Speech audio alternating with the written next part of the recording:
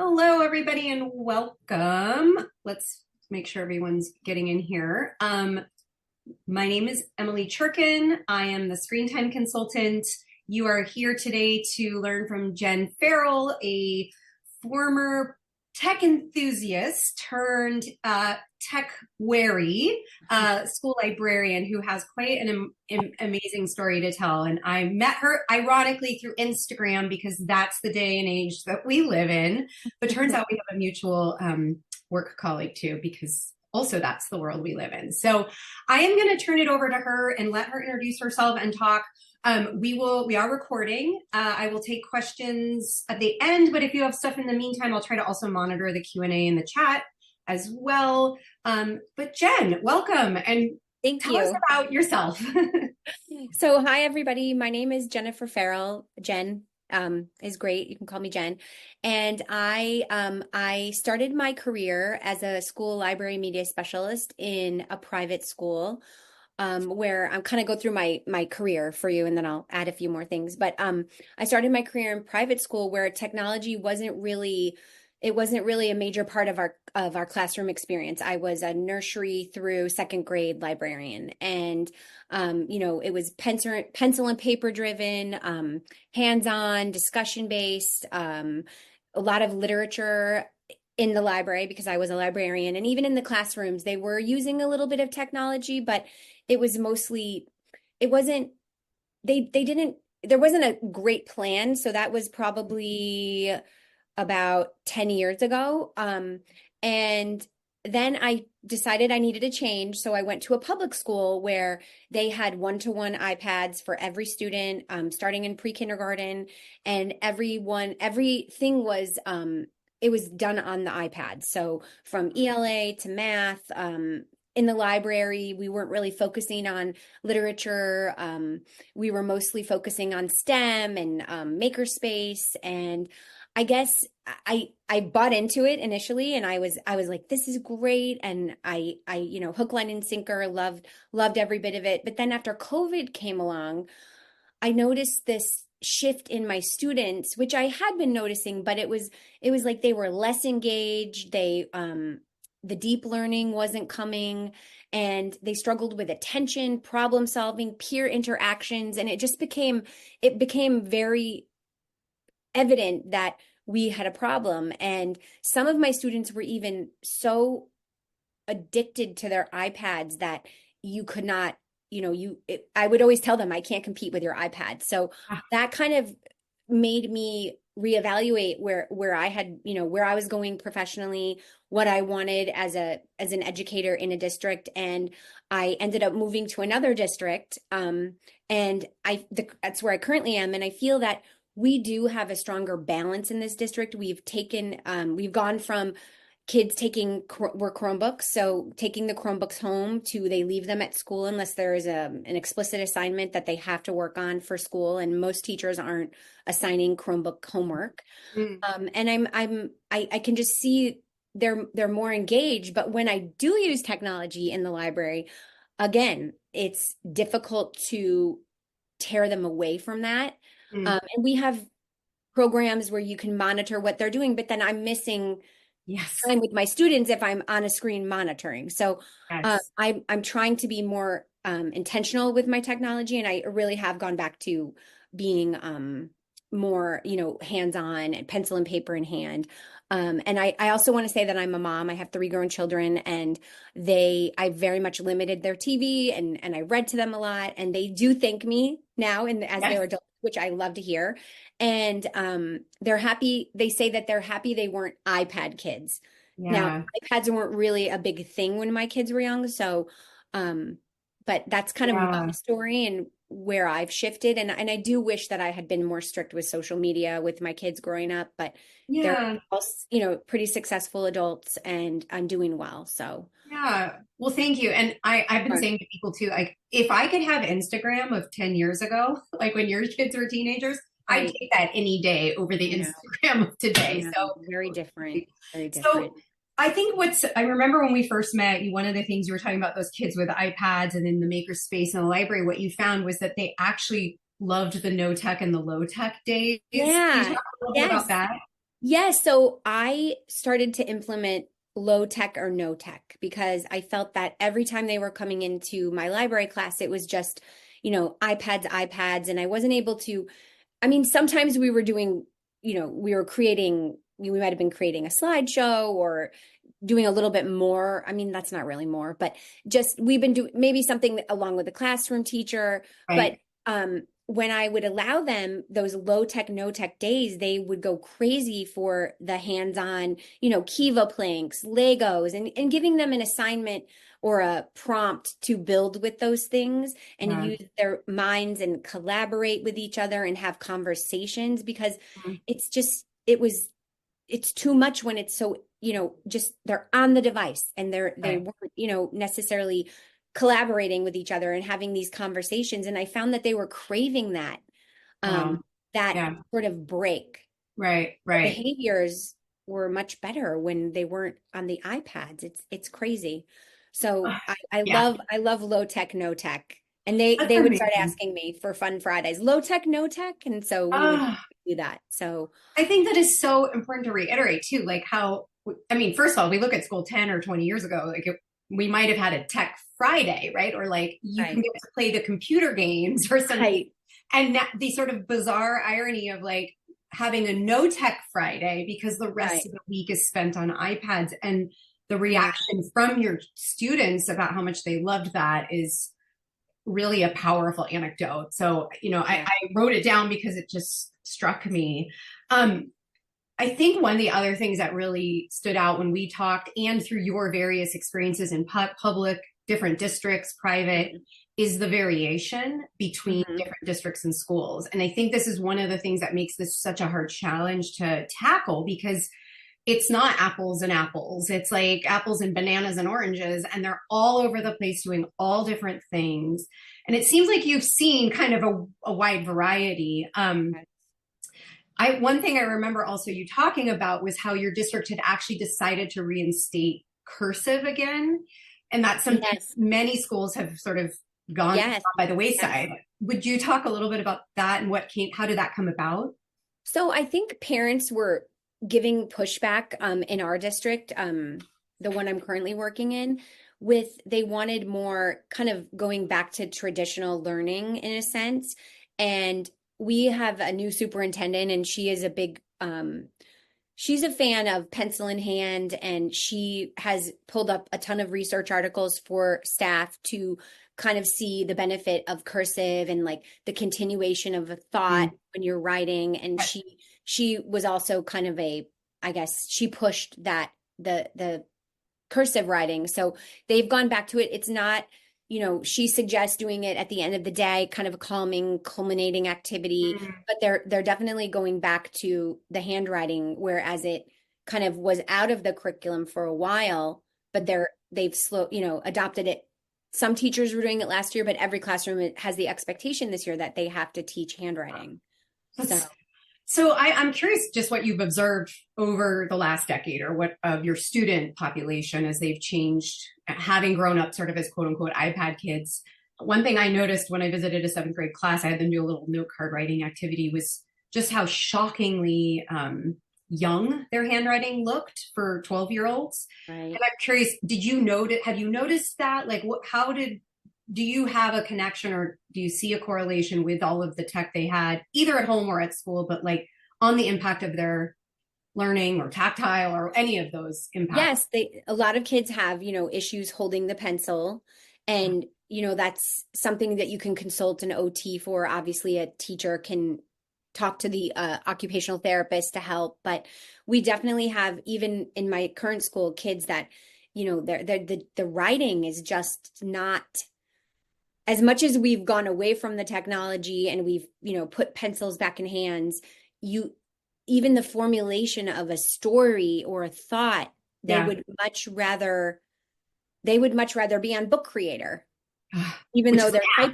their right? typing skills aren't, you know, that fantastic either. So Right. we've also implemented some typing club, which, we're kind of doing, we stepped away from using Chromebooks a lot, but we have online tests. New York State has a mandatory thing in place where last year fifth graders had to take their tests online. Now this year, I believe it's fourth graders, and next year is third graders. And somebody could correct me if I'm wrong, but our district has moved to having them all take it online. So Right. you have to put some typing in there. It's So like we're at backwards, this right? pivotal Yeah. moment of we're not great typers, we're not great writers, but you have to start somewhere, I guess, to Ah, get it back to students. But yeah, the writing is wow. the Yeah. whole process of writing has declined. Yeah. Well, Um, and I just the testing question comes up a lot. I get asked this a lot because, and I think there's different laws state to state about sure. testing. One thing I think that is really significant is how much testing is changed in many ways. I mean, how much it's Right. become digitized, monetized, um, increased in its frequency. You know, it used to be maybe you would test in fourth grade and eighth grade, and now it's multiple times, Right. multiple years. Even my son, 10 years ago, the first day of kindergarten, came home with a piece of paper that said, teach your children Control Alt Delete. He's 5 years old, can't write his own name yet, but I'm supposed to teach him Control Alt Delete so that he can log into the computer. At least it was in a computer lab at that point. So he could take this standardized test. And I was like, 10 years ago, I was like, this seems so backwards. Like, why would we be working on that and not him Right. writing his name like that? What are we testing? So Right. I know that in some ways the testing industry is sort of the precursor to a lot of the ed tech that we're seeing in the classroom, because the response is, well, we need to prepare the kids for the test. We need to get them used to using digital tech. But that argument runs counter to child development, learning skills. Wondering if you have thoughts on that, or what, again, from your own I mean, experience. most schools, I mean, at least in New York, they use the NWEA. So that is an assessment that's taken maybe 3 times a year. And, it's all computer based. So it's also AI generated. If you get a question correct, then you might get higher level questions as you go. Um, I, it's, I mean, they're using it in kindergarten and, first grade. Yeah, So yes, it's very frustrating with the testing. I yeah, mean, there has to be testing, but does it have to be computer generated? It does make it easier from an administration standpoint to track and look at data, right, but are we right, really using that data thoughtfully and at and I know some schools are very good with their NWA. They base their student goals on that, but a lot right. of schools use it and it's not necessarily driving instruction. So that's another conversation, but Yeah, right. Well, right. And we touched on this right before we started recording, but this, let's talk a little bit about learning. I mean, you went and got a doctorate in education. What was the specific, was it in a oh, I PhD? have a doctorate in education. It's in leadership and administration. Okay, okay. So, And I would assume you have some experience with teaching and learning, right? Like as an yes, educator, right? yes. And I think this is one of the things that becomes really challenging in this. I mean, I'm going to use the word argument because I feel like there's many of us out here trying to quote unquote argue with the ed tech industry about why this isn't good for teaching and learning. And I would love it if again, from your perspective, like what you've seen. And I know we've touched a little bit about this, but I remember in our earlier conversation, we were talking about sort of substitution, right? Like talking about augmenting the Right. learning and why, but not actually ever being taught explicitly the benefits. And then, how it just was a substitute for paper and pencil. And, we all know the marketing lingo of big tech and ed tech. Right. We need this. But in your view, like, is that true? What do kids need? What does learning look like? I mean, I have to say, I am in my later years of being an educator, I'm feeling more like a classical education is the way to go. Yeah. And I feel like, that sort of traditional type of learning in early elementary through elementary is very important.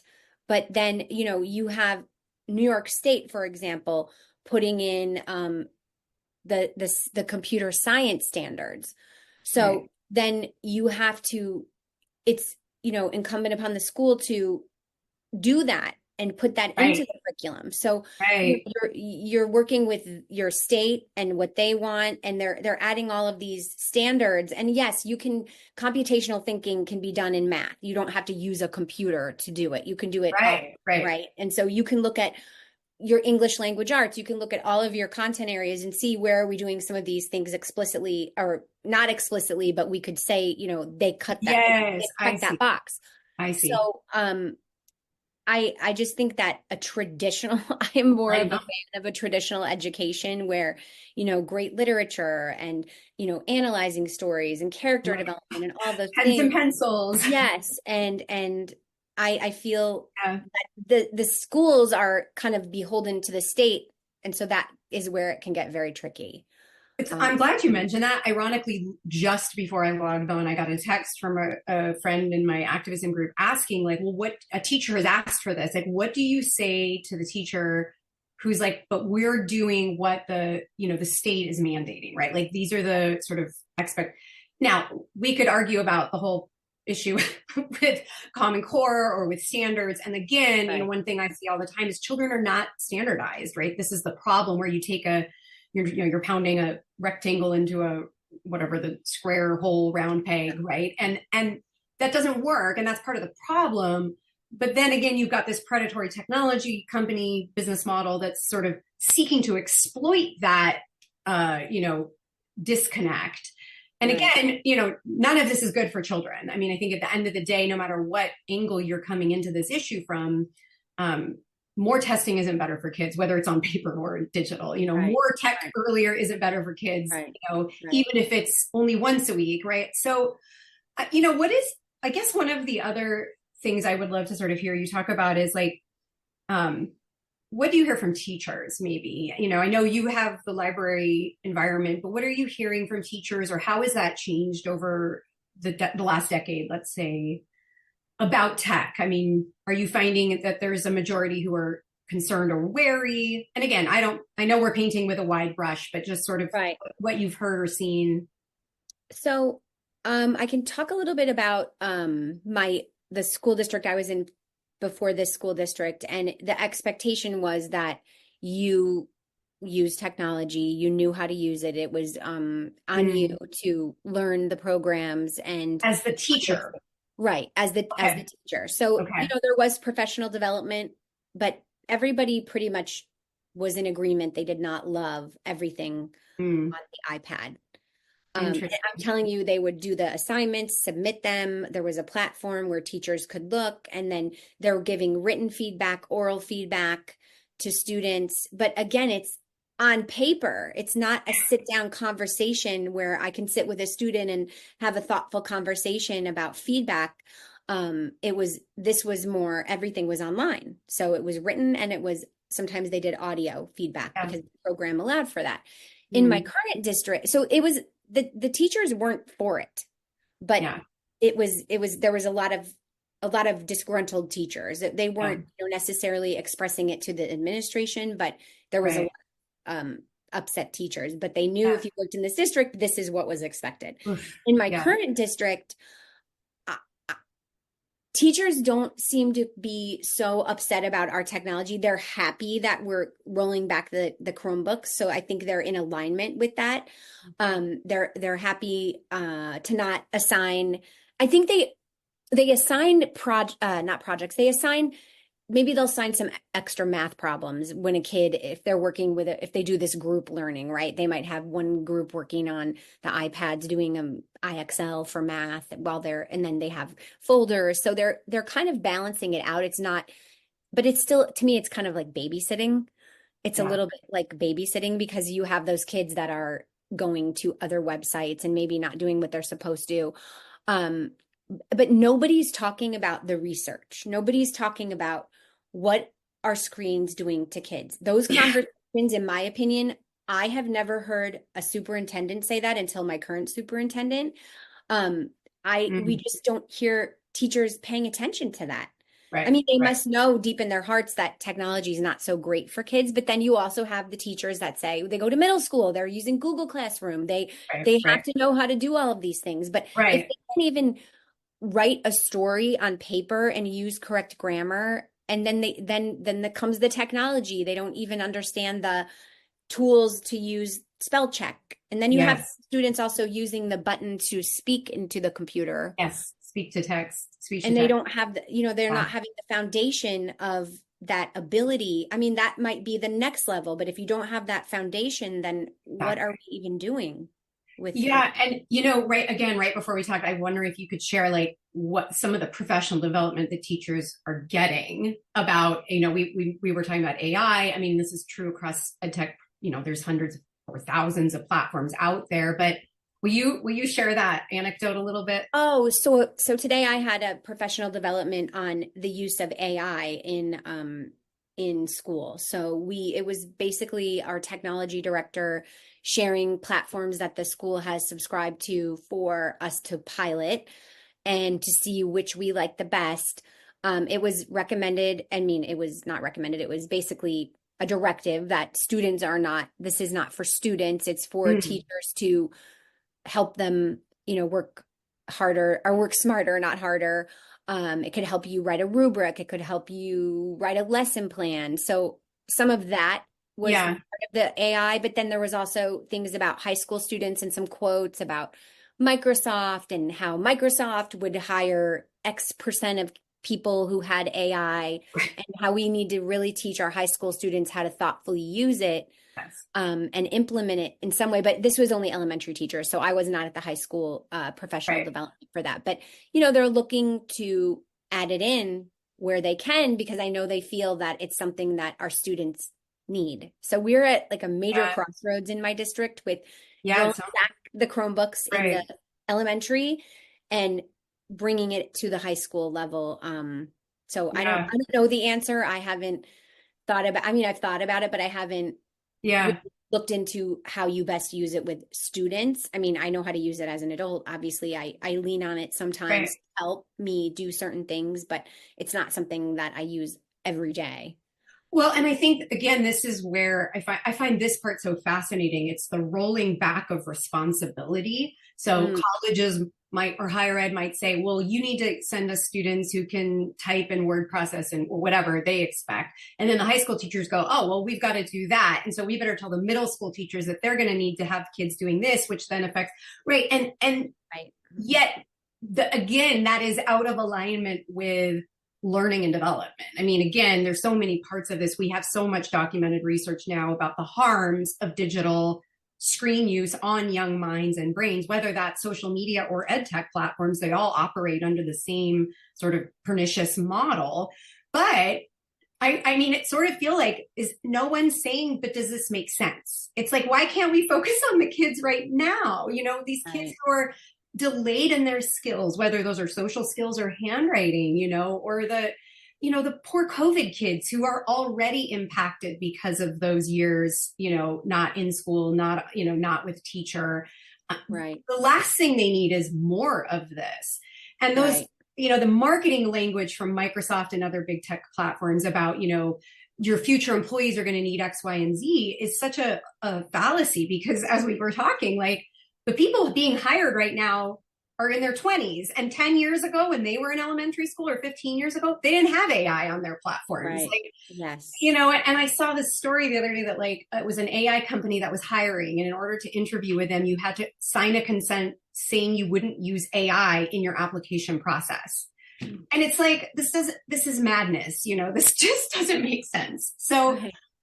I want to let's think action oriented for a minute. I mean, one thing I advocate for parents is the opting out path, because until this pendulum swings back into the middle somehow, which is what I think needs to happen, I I feel like agree. parents are forced to say, I refuse it. I refuse to click that terms and conditions. Like I'm not consenting to the way you're using my child's data, or I don't believe that an iPad is what my kindergartner needs for learning. And I know there's a lot of pushback from schools. I'm wondering if, have you had that experience with parents? What advice would you give to parents? How can parents continue to advocate? What are your thoughts on that? So I know in my previous district, we did have parents push back a little bit on the iPad use, and they wanted their child to have, everything on paper. Yeah. And that became a tremendous headache for the teachers. And they, then you have the feeling of the teachers maybe looking at your child differently if their parents are causing you more work, which is crazy. But I understand the argument. I'm not saying I agree with the argument for the Yeah. teachers to be upset. In my current district, what really drove our district to roll back the iPads was parents pushing. Ah, And uh-huh. we happen to have a very the Board of Education is very much pro pencil in hand and sort of going back to the basics. I guess many parents in this district were feeling that the kind of the negative effects of COVID and their students learning, the reading, all of those things. So um, I think we have achieved we've made everybody happy in our district with the rollback of the Chromebooks. So Mm, um okay. Yeah, I think that's hope the I answered key. that question. Yeah, well, I think the takeaway that I hear is parents are absolutely critical to changing this. And Yes. so I think I'm going to put him on the spot here, if it's okay. Andy, I'm going to allow you, I'm going to promote Andy here. He's my friend and colleague at the EdTech Law Center, and he's here today and can sort of address the legal question. Andy, I hope it's okay. I'm putting you on the spot if you're up for this. But I think this is one of the questions is like, how can we support parents? What do parents need to know? Schools are definitely saying you can't or no, or even retaliating against. But Andy, I don't know if you're here. Oh, I'm here. They kicked me out for a minute while Oh, I was being promoted to panelist. So, okay. but Sorry. Great. I Andy, this I is got the gist of Jen. what you're saying. So, Okay. yes, Emily's great, a friend and a colleague and a client too. So, Great. Yes. So Jen, Andy, Jen. hi Hey, Jen, Andy, pleased to meet nice to you. meet you. Andy, is there anything you would want to add? I know I also think I'm going to open up to Q&A because we have a good audience here, but is there anything you wanted to add just briefly for people listening about opting out, legal stuff, rights? Sure. Yeah. I mean, the biggest thing is you have rights. They may not be respected at school. There may be, kind of pressure and reasons why you may not want to assert those rights, but you do have them. And so, especially parents of kids in the younger grades under 13, you have a lot. Kids' data is entitled to a lot of privacy protections that schools are just schools and ed tech companies really are just trampling on. And so that is a great lever and a way to kind of put pressure on these companies as opposed to on the schools by just asking for information, right? The idea is that by and large, kids' information under 13 is off limits to companies, Mm, absent informed voluntary parental consent. And here, because you're in school, there's some big questions around whether your consent is even possible, right? You're legally made to go to school, and your kid's entitled to an education, mm, and so consent may not even be theoretically possible under the law. And that's one theory that we're pursuing in our cases. But even if you get past the conceptual phase, there are real problems around the consent being informed. And right. so, one thing that you can do is just start asking questions. Give me a list of every single thing that my kid will be on. What are the privacy policies? Do you know what's happening with their information? And that's a way just to kind of slow the process down and make it Mm, difficult.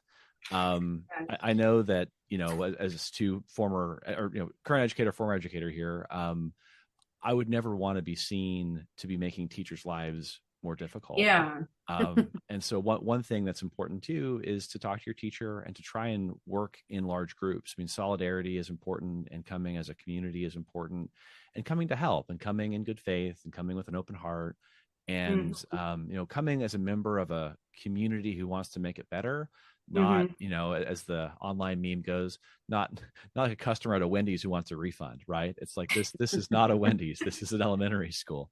And so when you come together and start talking about these things together with other parents, I've seen that that's the most effective way to make change, but it is very difficult. And so that's one of the reasons that we started our law firm. Is the pace of change in school wasn't sufficient enough. Kids are getting hurt in real ways, very immediate ways, as well as kind of these more diffuse data ways. And we want to be here to help parents. Jen, I'm curious if like, again, you being in the library, you probably know a lot about the different tools and platforms. Do you have just an estimate in your mind, like about how many ed tech tools or platforms your current district uses? Like, is it even ballparkable? I would say it's probably in maybe 120 different, Yeah. I'm thinking of all the apps because we use Yep. ClassLink, and each grade level or building level has their library of links. Right. So if you start adding them all up across districts, Yeah. or across district, I would think it's like 120 to 150 maybe. Yeah. Well, I actually, will that's find a out. perfect answer because I think that's the average, Andy, right? Isn't from Internet Safety Labs is about 150 per school.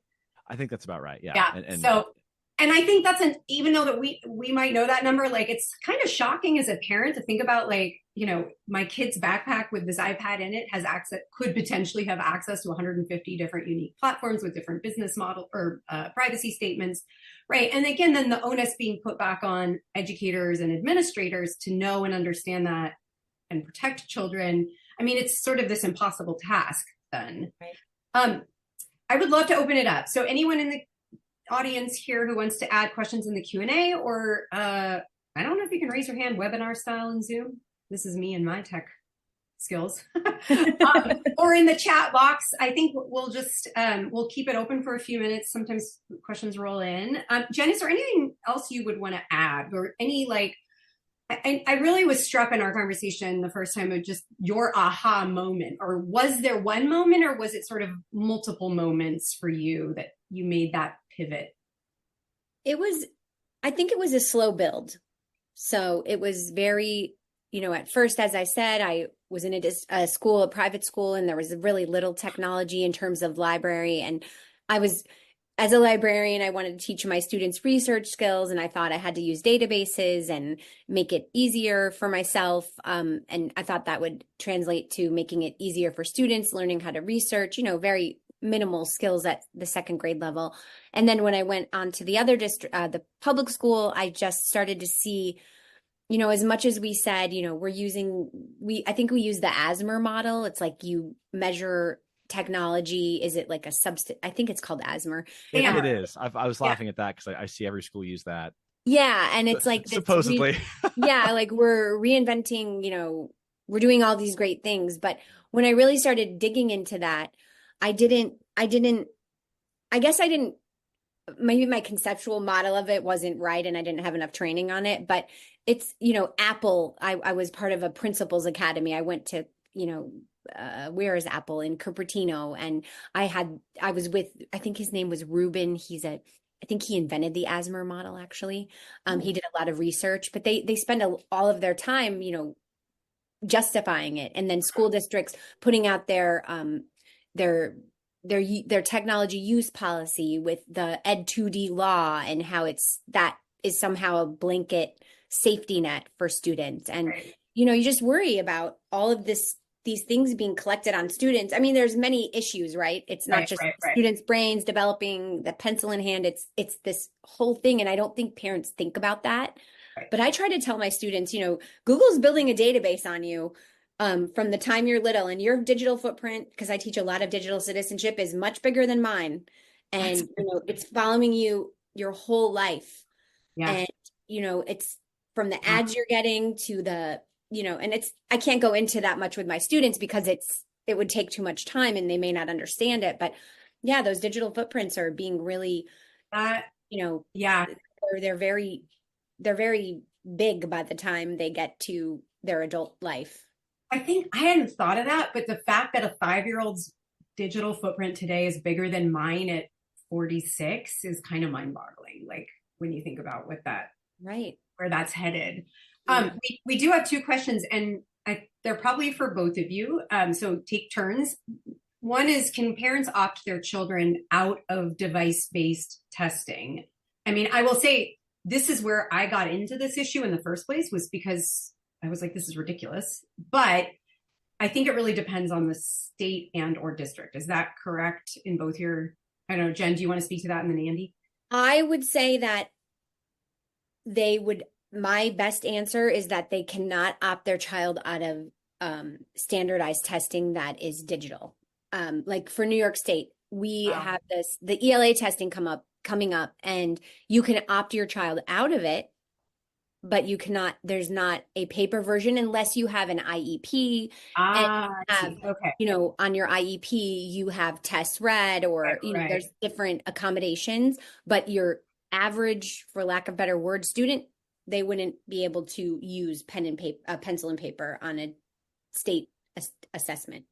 To which I would say opt them out of the testing, but that's my own. Right. There's a big opt out movement here. We have a lot of students that opt out of the state test here. Okay. Yeah. Andy, would you add? I mean, again, I think we're getting into nuance here. That's exactly the response I would give. Yes, it's going to depend on your state, and usually it's going to be either an opt out completely, because I'm not aware of any law in any state that mandates that you participate in standardized testing.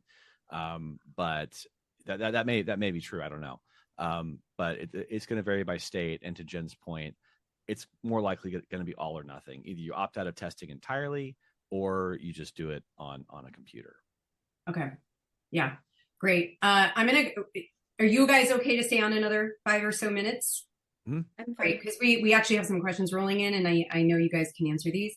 One parent, I signed my school district's tech user agreement and learned it covers my entire time with the school district. I thought I'd have an opportunity to refuse to sign in the fall. Can I unsign it? Andy, I know you have an answer for this.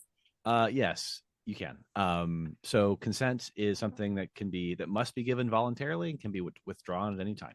And Right. So otherwise it's not real consent. And so anything like this where they try to bind you for life to some just baloney contract, they're not real. I mean, all of this is just really meant to quash dissent and make you get in line. And so it doesn't matter what you signed. It doesn't matter what you signed. We are trying to blow up this whole idea of consent in school anyway, and that basically there shouldn't be anything at school that takes your kids' information, period, right?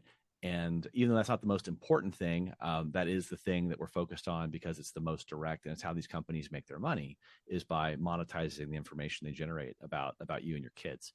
And so all that to say, if someone tries to hold that contract in front of your face, then you say, I withdraw my consent, and you can give us a call. Right. And in other words, it wouldn't hold up in a court. No, I mean, we haven't put that issue in front of a judge yet, but if the ordinary laws of contract formation apply, then right. Okay. Jen, would you add anything? No, I mean, I agree. Yeah. Okay. You could withdraw your consent. Yeah. Great. How do you suggest we push back on a principal who says she's asked her staff and it's, quote, not possible to cut down on Chromebook use? Jen? I would suggest, I don't know if that was an individual parent that has requested, but I would start having conversations with my peers, the other parents. I might kind of feel people out, and the more people that start to understand this, and the more people that put that request in, I think your district or your principal would have to reevaluate the use of technology. And you could also request that your child doesn't, I mean, I guess that sort of singles your child out, but maybe request that your child isn't having, free time on the Chromebook or on the iPad or whatever it is. I mean, it's not popular, and your child might get upset, but you have to do what's right for you and your family.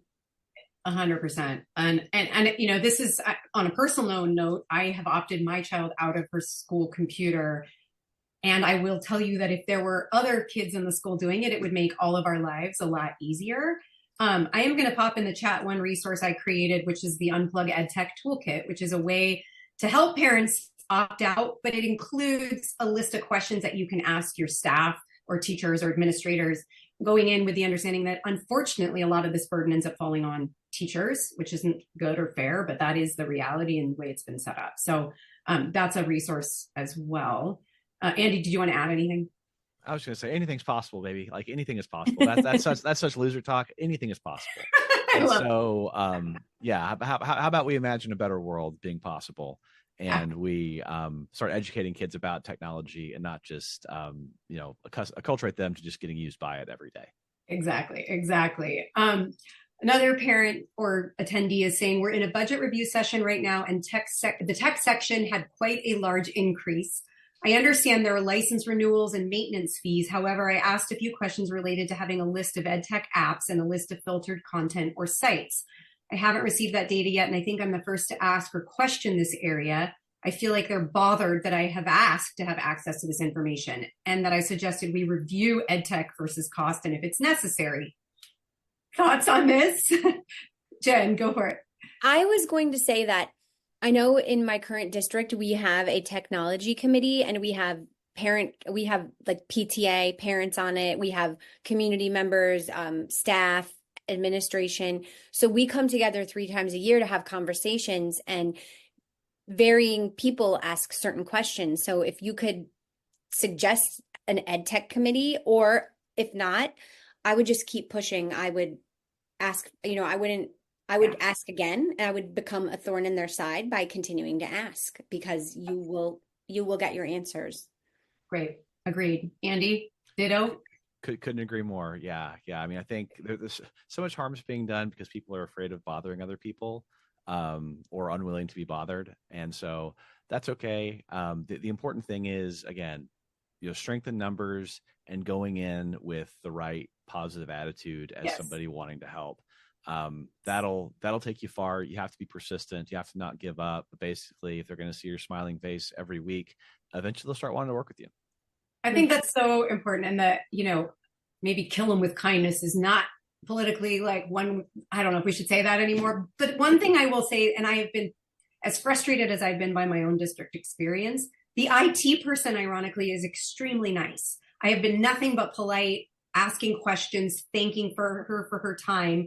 And I have to realize, she's just one person doing her job, right? She's not the ultimate decision maker about a lot of these tools. And so it's not her fault, right? So I think that's the other thing too. And Andy, I bet you would echo this, as I've heard you say it, but that a lot of us need to remember that schools are victims of ed tech too, and that they are really being put in a position.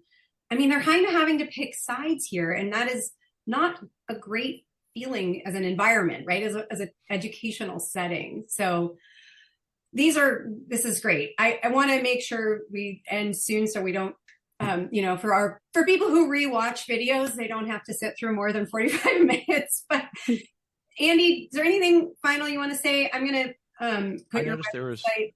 Yeah. Well, there was one question from Jennifer about what's a good resource to share to start the discussion on the effectiveness of EdTech. And I know that Jonathan Haidt, the author of The Anxious Generation, is starting to put together resources. I don't know if those are publicly available on his website yet, but look for those coming soon. And for those of you who don't know him, he's a psychologist at New York University, and he has a lot of peer-reviewed studies he collects in one place and kind of invites the domain experts to engage in reasoned debate over what these studies say, makes them all available in one place. And so that'll be coming. It's a really good resource. Emily has shared a number of others, the Tech Safe Learning Coalition from Nikki, who's here with us today, Fair Play Screens in Schools Toolkit that we are, all members, or Emily and I are members of. And then our website is a little lighter on the resources, but we're here if you're running into roadblocks. And so our firm we are a consumer protection contingency fee firm, meaning you don't pay out of pocket for our services if you're a parent, teacher, or student. We get paid if we win from the proceeds of the case. And so that means you can call us. We'll have meetings with you, help do webinars, much like this one. I've done one recently with a bunch of parents in Dearborn, Michigan. I've got several coming down the pipe for other parents. And so if you have a group of people in your community that is feeling frustrated and stymied, you can reach out through our website, and then we can be in touch. And I would love to talk to y'all. Yeah. Thank you, Andy. Jen, thank you for letting me bring Andy into this. Is there any? Of course. It was great to meet you, Andy. And likewise, Jen. You have a lot of, you're a great resource for parents, as you are, Emily. So I'm happy to share my thoughts. Yeah, I'm just thinking, Andy, we should bring Jen into our Screens in Schools group too. So I'll send you. I think we should. We have some follow up to do. Absolutely. Yeah, offline for that. Do you want to say anything final, Jen? Words of wisdom, advice to parents, final thoughts, and no pressure if you're just like, I'm all good. I would just tell parents to really, I guess, look at your website because you have a ton of resources, and Oh, to yeah.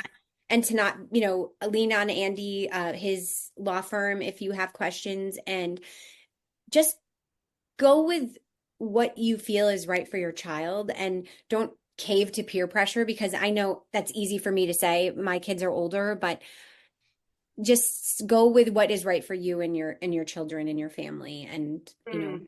keep forging on and asking those questions, because there's no harm in asking questions, and having schools justify, I guess, Yes. they will do their best to justify, how they're using technology, and how that's impacting learning. So Well said. And thank you for sharing your story and your pathway from sure. yay tech to e-tech. Yeah. Really appreciate having you all. Jen, I don't know, do you have a public website or way if people have questions for you? Or You're more than welcome to hand out, give my email. Okay. I really don't have social media that's professional. I have a LinkedIn. People could reach me there, but you can give my email out, or if and I can email with people, and then I'm happy to share my cell phone, or if that's what it comes to, Perfect. after people email me. But I'm Yeah, always happy great. to be a resource. So, and thank you, Emily, for all of your work, and you too, Andy. You guys are really amazing. Great. My honor to be Wonderful. here with you. Oh, well, me too. I always get Really so appreciate fired up from these because I'm like, we're not crazy. We're not alone. We can do this. So thank you both for your time. Thank you, everyone, for making time for this. And we'll see you next time. All right. Thanks, Thank you. everybody. Take care. Bye, everybody. Bye-bye. Take care. Bye.